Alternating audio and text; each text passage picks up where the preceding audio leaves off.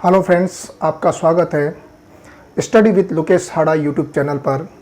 और हमारी जो श्रृंखला करंट अफेयर्स को लेकर शुरू हुई थी, उस श्रृंखला का हम आज एक अगला पार्ट लेके आए हैं। हमने पिछली क्लास में, करंट अफेयर्स की पिछली क्लास में हमने 5 क्वेश्चंस के संदर्भ में बात की थी। और यहाँ पर अगर हम बात करें तो आपके अगले 5 क्वेश्चन को लेकर हम यहाँ पर आए हैं। हम यहाँ पर कुछ क्वेश्चंस हैं जिनको हम थोड़ा पीछे तक भी ले जाने का प्रयास करेंगे। अगर इस संदर्भ में हम बात करें तो आपका एक क्वेश्चन जो राजस्थान के संदर्भ में भी बड़ा महत्वपूर्ण हो सकता है, उसकी भी बात करेंगे। यहाँ पर अगर देखा जाए तो राष्ट्रीय पंचायती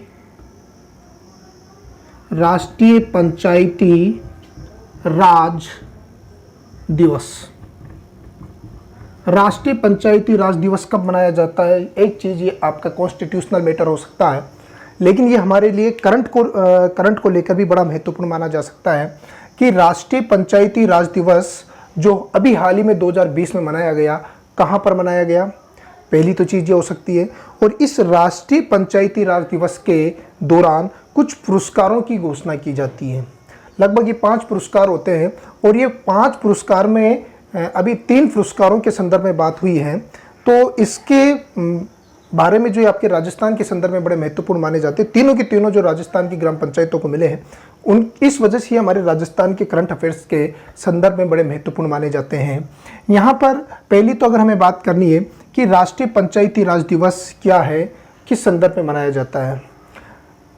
अगर हम यहाँ पर देखें तो आपके आर्टिकल 40 में ग्राम पंचायतों की स्थापना की बात की गई थी, लेकिन उन ग्राम पंचायतों को कोई संवैधानिक मान्यता नहीं थी।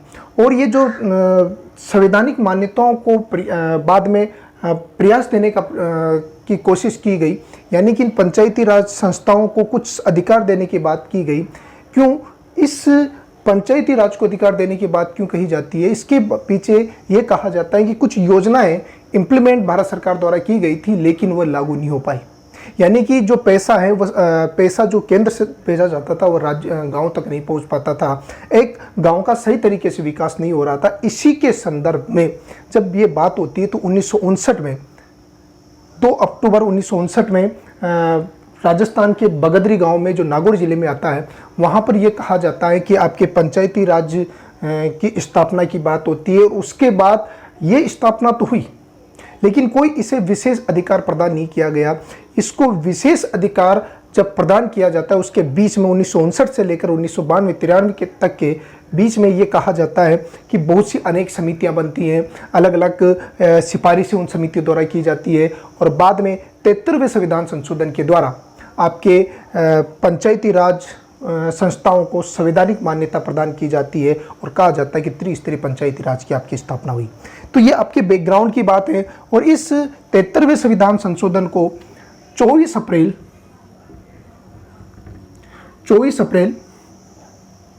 1993 में लागू किया। और इसी वजह से ये कहा जाता है कि 24 अप्रैल को आपके राष्ट्रीय पंचायती राज दिवस मनाया जाता है।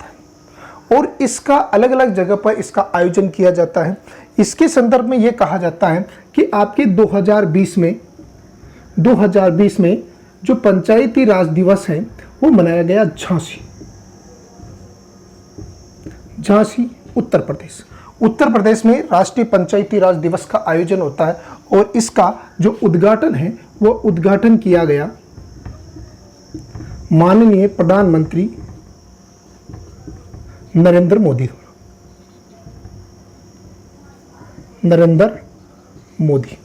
तो ये उद्घाटन की बात हो गई। अब यहाँ पर हमें जो बात करनी है कि इस पंचायती राज दिवस के संदर्भ में कुछ घोषणाएं होती है या कुछ पुरस्कारों की बात की जाती है। जो ग्राम पंचायतें एक सही तरीके से काम कर रही है, अलग अलग सेक्टर में उनका अच्छा काम चल रहा है, तो उसके संदर्भ में ये कहा जाता है कि कुछ पुरस्कारों की बात कही गई। तो राष्ट्रीय पंचायती राज दिवस के संदर्भ में अगर हम देखें तो कुछ पुरस्कार यहाँ पर देखे जाते हैं, जिनमें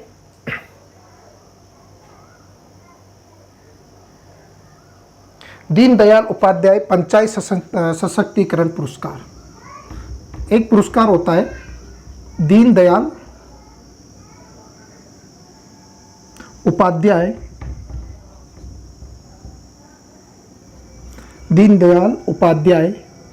पंचायत सशक्तिकरण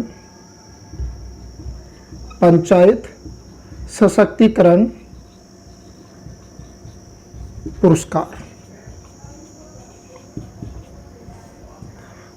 दीनदयाल उपाध्याय पंचायत सशक्तिकरण पुरस्कार, एक पुरस्कार ये होता है। एक होता है ई पंचायत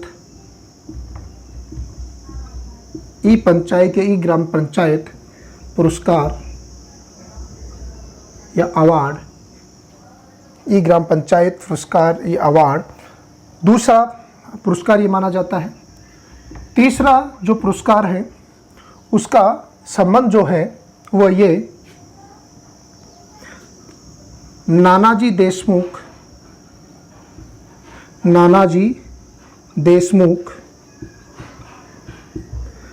राष्ट्रीय ग्राम गौरव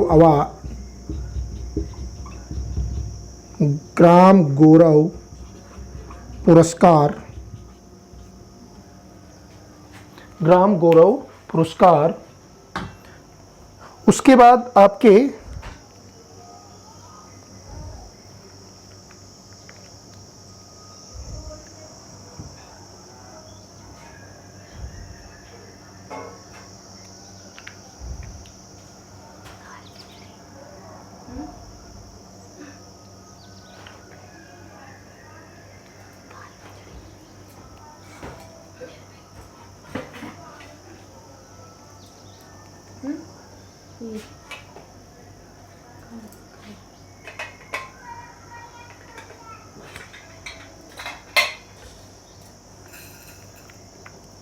और इसमें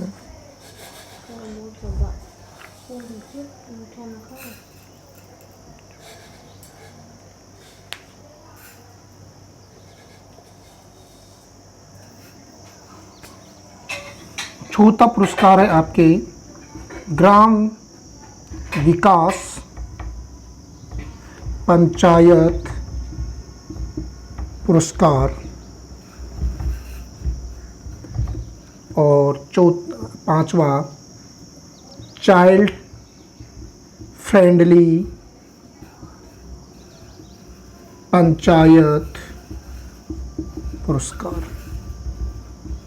ये 5 पुरस्कारों की घोषणा इस राष्ट्रीय पंचायती राज दिवस के अवसर पर की जाती है।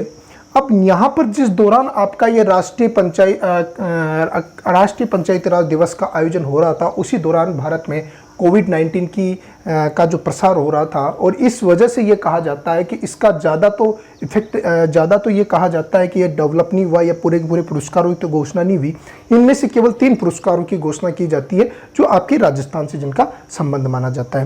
पहले तो अगर मैं यहाँ पर बात करूँ तो ये पुरस्कारों के संदर्भ में कि दीनदयाल उपाध्याय ग्राम पंचायत सशक्तिकरण यानी कि पंचायत सशक्तिकरण यानी कि ग्रामीण सशक्तिकरण की बात करते हैं। दीनदयाल उपाध्याय, अगर आप इनके बारे में जानो तो ये कहा जाता है कि जनसंघ से भारतीय जनता पार्टी के संस्थापक सदस्यों में माने जाते हैं। लेकिन अगर आप यहाँ पर केवल मात्र इस आधार पर इनका को देखो कि केवल मात्र इन्होंने बीजेपी की स्थापना की थी और उसके संस्थापक सदस्यों में से रहे थे, ये कहा जाता है कि इन्होंने एक ग्रामीण सशक्तिकरण की भी बात सबसे ज़्यादा जोरदार अगर किसी ने उठाई तो वह दीनदयाल उपाध्याय माने जाते हैं। कहा जाता है कि दीनदयाल उपाध्याय ग्रामीण सशक्तिकरण पर सबसे ज़्यादा जोर देने वाले थे और ग्रामीण विकास पर जोर देने की उनके द्वारा बात कही गई थी। यानी कि ग्रामीण सशक्तिकरण का मुद्दा सबसे ज़्यादा जोरशोर तरीके से अगर किसी ने उठाया तो दीनदयाल उपाध्याय, और ये कहा जाता है कि इसी वजह से इन्हीं की स्मृति पर यह पुरस्कार दिया जाता है। इस पुरस्कार के संदर्भ में मैं यहाँ पर बात करूँ तो ये पुरस्कार वर्तमान में दिया नहीं गया है। वर्तमान में ये पुरस्कार दिया नहीं गया है कोविड-19 की वजह से।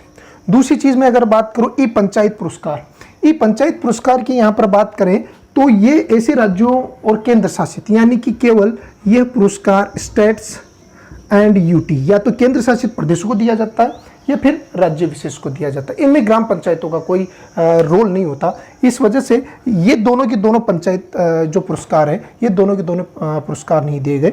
आपकी जो शेष 3 पुरस्कार है, इन पुरस्कारों को प्रदान किया जाता है। नानाजी देशमुख राष्ट्रीय ग्राम गौरव पुरस्कार। नानाजी देशमुख राष्ट्रीय ग्राम गौरव पुरस्कार, पहले यहाँ पर देखा जाए, हम नानाजी देशमुख के संदर्भ में बात करें तो आपको इस पुरस्कार की अहमियत समझ में आ जाएगी।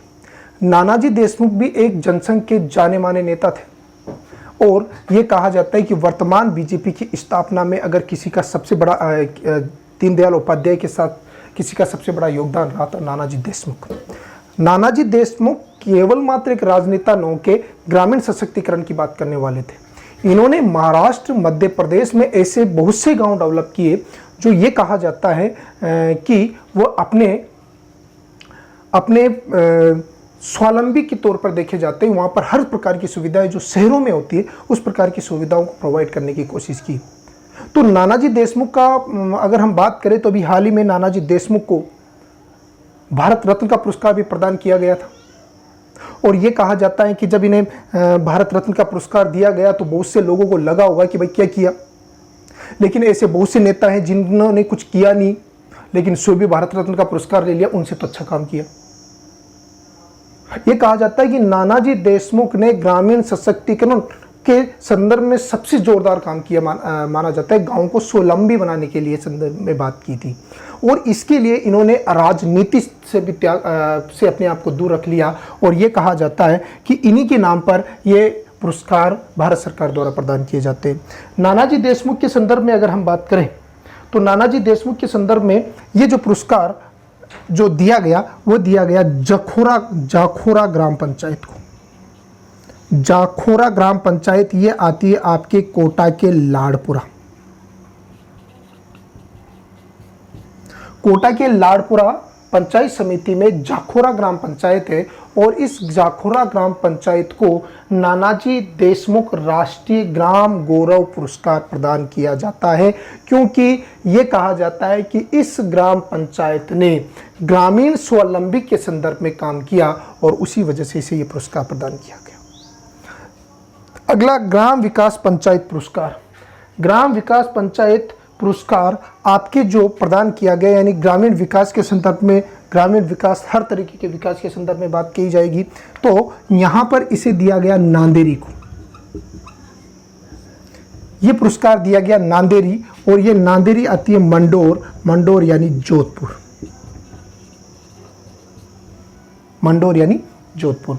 और ग्रामीण विकास के संदर्भ में ये कहा जाता है कि ये छोटा पुरस्कार आपके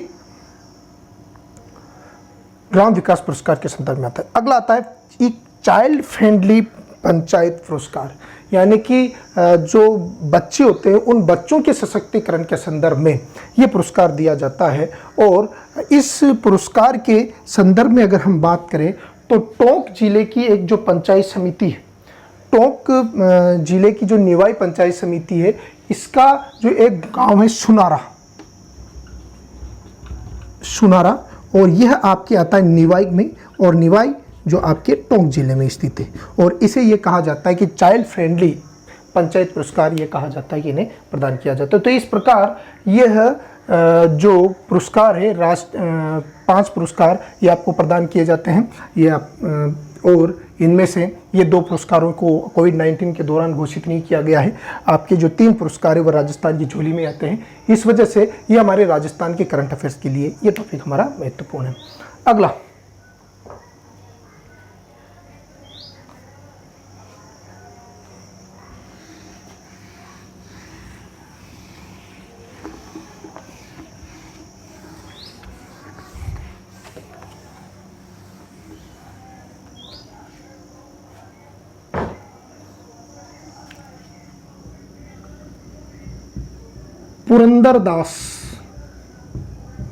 पुरंदरदास का संबंध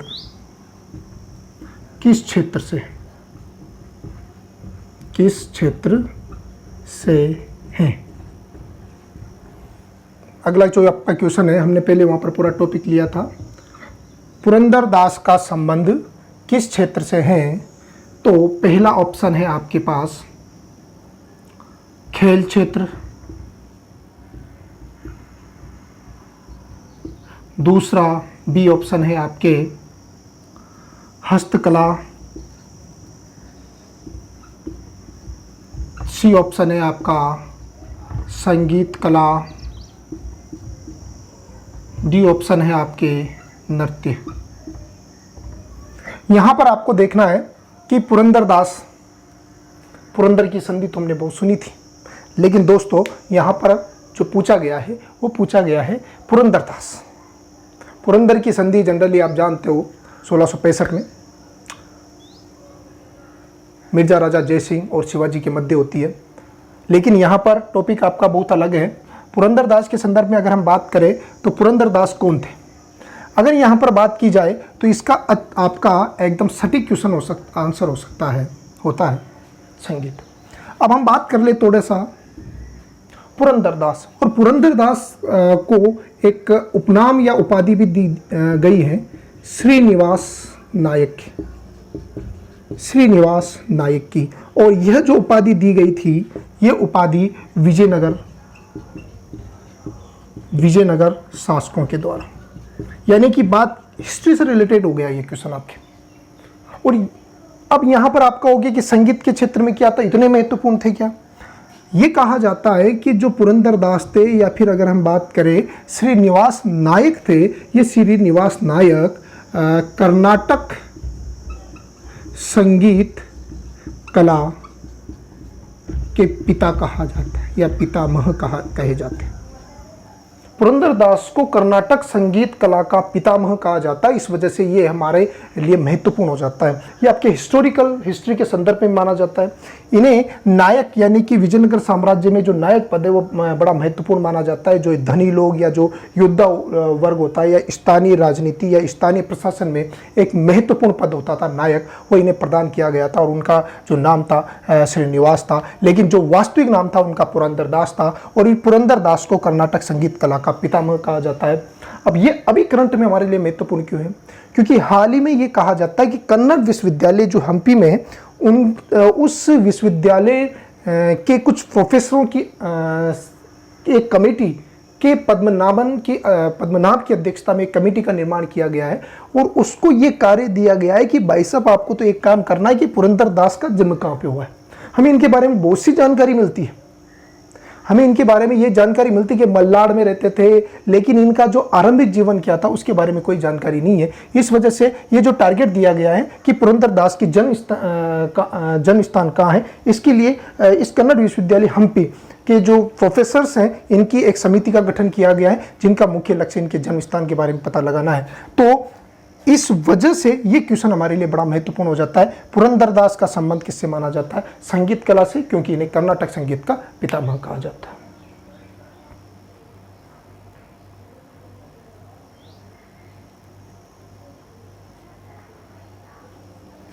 अगला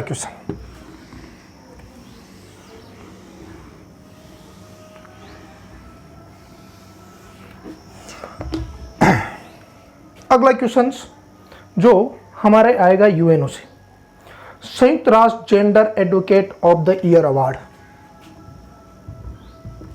संयुक्त राष्ट्र जेंडर एडवोकेट, संयुक्त राष्ट्र gender advocate of the year award 2020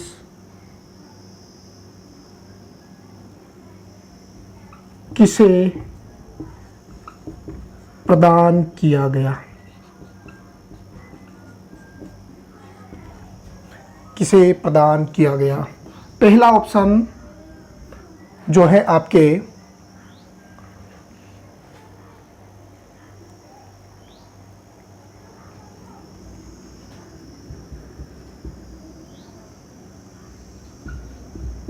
Priyanka Chopra, दूसरा ऑप्शन सुमन गौनी, तीसरा ऑप्शन कास्त्रो डे अराउजा और डी ऑप्शन बी व सी दोनों। हमें यहाँ पर देखना है कि संयुक्त राष्ट्र जो gender advocate of the year award 2020 जो यूएनओ द्वारा प्रदान किया जाता है वो किसे प्रदान किया जाता है। यहाँ पर आपके 4 ऑप्शन है और 4 ऑप्शन में अगर हम बात करें तो जो आपका इसमें सही आंसर होगा बी, यानी कि डी, बी और सी दोनों के संदर्भ में अगर हम बात करें तो दोनों आर्मी से रिलेटेड है। ये जो सुमन गवनी है वो आपके इंडिया से बिलोंग करती है और कास्त्रो अराउजा जो है ये आपके ब्राज़ील से बिलोंग करती है।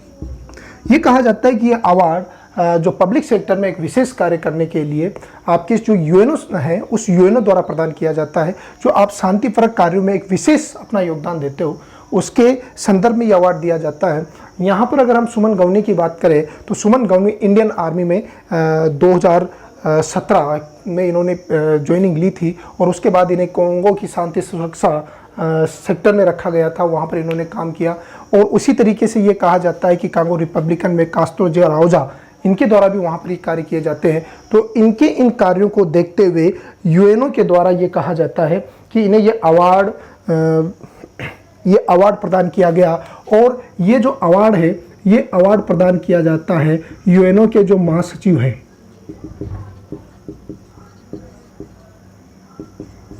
यूएनओ के जो महासचिव एंटोनियो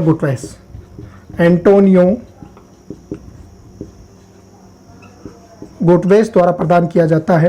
और जब ये पुरस्कार दिया गया तो इन्हें एक संज्ञा भी प्रदान की एंटोनिया ने, इन्होंने इसे प्रभावशाली आदर्श की संज्ञा प्रदान की जाती है। इनके द्वारा इन दोनों महिलाओं के संदर्भ में बात कही गई।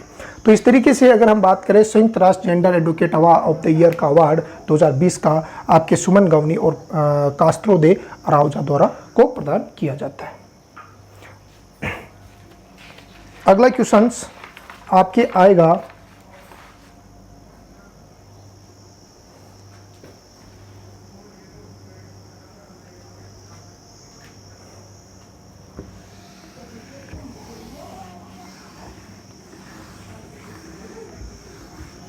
अगला क्वेश्चन है कि लाख की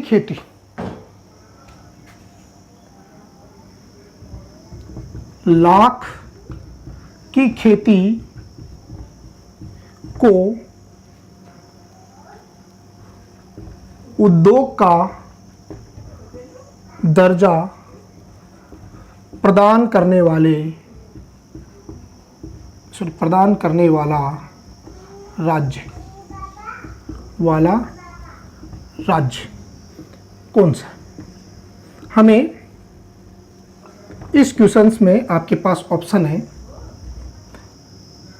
Manipur, B option Mizoram, C option Arunachal Pradesh और डी ऑप्शन छत्तीसगढ़। यहाँ पर आपके पास 4 ऑप्शन है। लाख की खेती ये कहा जाता है कि कहाँ पर इसे उद्योग का दर्जा प्रदान किया गया है। वैसे ये कहा जाए कि अगर इस क्वेश्चन में आपके बात करें तो मिजोरम की तो बात हमने कल की थी जो इसे खेल को उद्योग का दर्जा प्रदान कर रहा है, और यहाँ पर लाख की खेती को उद्योग का दर्जा प्रदान करने का क्रेडिट जाता है छत्तीसगढ़ को। छत्तीसगढ़ में आदिवासी क्षेत्रों में ये कहा जाता है कि फ्लास या बहुत सी ऐसी जो लाख उत्पादन में अपना योगदान देती है और बहुत सी कच्चा माल यहाँ पर उत्पादित होता है और उसे उद्योग का दर्जा प्रदान करने से ये कहा जाता है कि जनजातीय विकास में बड़ा योगदान वहाँ पर उन लोगों को मिल सकता है। तो इसी वजह से छत्तीसगढ़ सरकार ने इस लाख की खेती को उद्योग का दर्जा प्रदान किया। अगला क्वेश्चन हमारा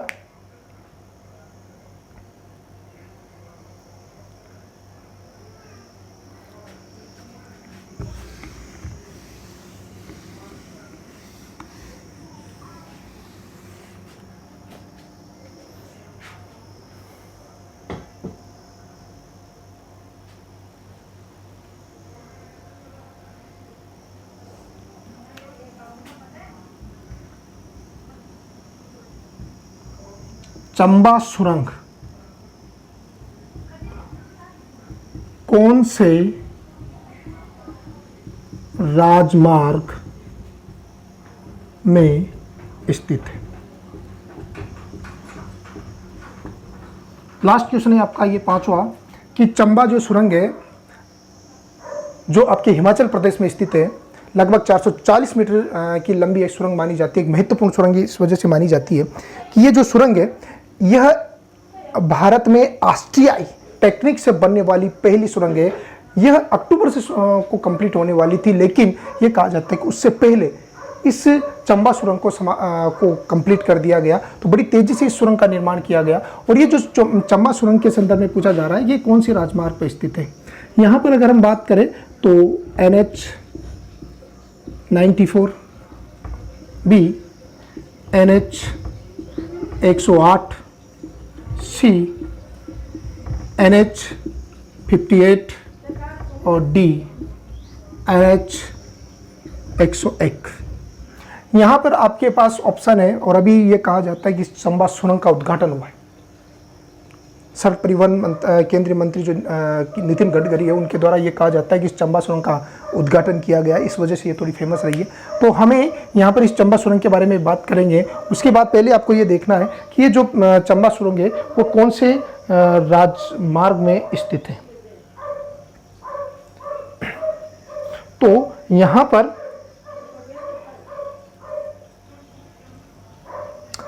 पर अगर देखा जाए तो जो चंबा सुरंग है, चंबा सुरंग आपकी आती है NH 94 और ये जो NH है यह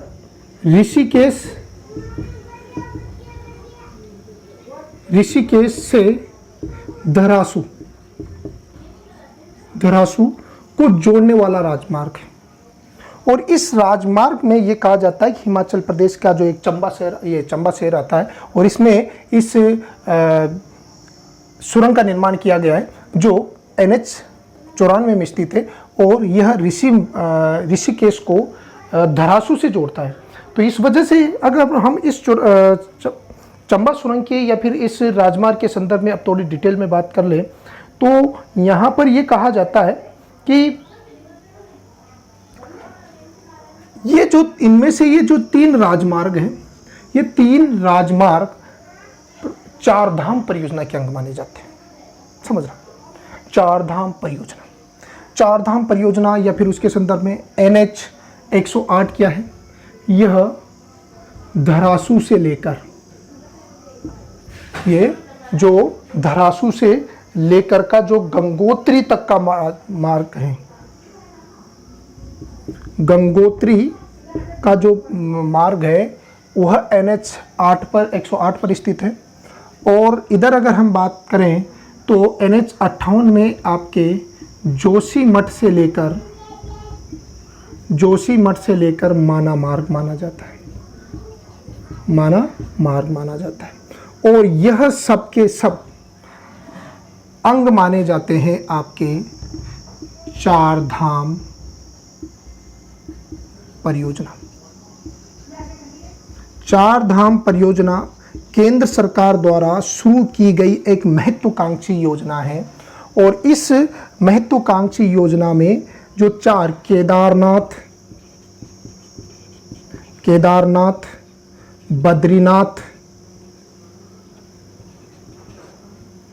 बद्रीनाथ, गंगोत्री और यमुनोत्री, इन 4 धामों को जोड़ने के लिए एक भारत सरकार द्वारा एक राजमार्ग का निर्माण किया जा रहा है और जिस योजना के तहत किया जा रहा है उसे क्या कहा जाता है? चार धाम परियोजना। और इस चार धाम परियोजना की एक्यूरेट लंबाई के संदर्भ में अगर हम बात करें तो ये 889 किलोमीटर लंबी परियोजना है। 889 किलोमीटर लंबी परियोजना है और इस परियोजना में से एक 251 किलोमीटर का जो राजमार्ग निर्माण है वो किसके द्वारा किया जा रहा है? BRO द्वारा, बॉर्डर रोड ऑर्गेनाइजेशन, सीमा सड़क संगठन के द्वारा इस पालनहार योजना के 251 किलोमीटर का निर्माण कार्य किया जा रहा है और उसके अंतर्गत NH 94, NH 48 और NH 58 के जो ये राजमार्ग है इसका निर्माण इस BRO द्वारा किया गया। और इसके अंतर्गत अगर हम देखें तो ऋषिकेश और धरासू के बीच का जो 99 किलोमीटर वाला रास्ता है वह धरासू और गंगोत्री के संदर्भ में अगर हम बात करें तो 110 किलोमीटर का जो राजमार्ग है वह, और जोशीमठ और से माना मार्ग के संदर्भ में अगर हम बात करें तो 42 किलोमीटर का जो सेक्टर है इसका निर्माण आपके BRO सीमा सड़क संगठन द्वारा किया गया है। जो ये कहा जाता है इसी सीमा सड़क संगठन के द्वारा इस चंबा सुरंग का निर्माण किया गया। तो यहाँ पर इस चंबा सुरंग के संदर्भ में आपके लगभग बहुत से क्वेश्चंस चारधाम योजना के भी क्वेश्चन कंप्लीट होते हैं। चारधाम योजना के अंतर्गत कौन कौन से सेक्टर आते हैं वो भी आपके कंप्लीट हो रहे हैं, और उसमें BRO के द्वारा कौन कौन से नेशनल हाईवे का निर्माण करवाया गया, और ये जो चंबा सुरंग है वो आपकी कहाँ पे पड़ती है? हिमाचल प्रदेश में। तो इस प्रकार ये आपके करंट अफेयर्स के 5 क्वेश्चन कंप्लीट हो गए। अगर आपको ये वीडियो सही लगा हो या अच्छा लगा हो तो इसमें ज़रूर सब्सक्राइब बटन पर क्लिक कीजिए और बेल आइकन पर भी क्लिक कीजिए, ताकि हमारी जो करंट अफेयर्स से मिलने वाली जो नई नई वीडियोज़ है वो आपके पास पहुंचती रहे। Thank you.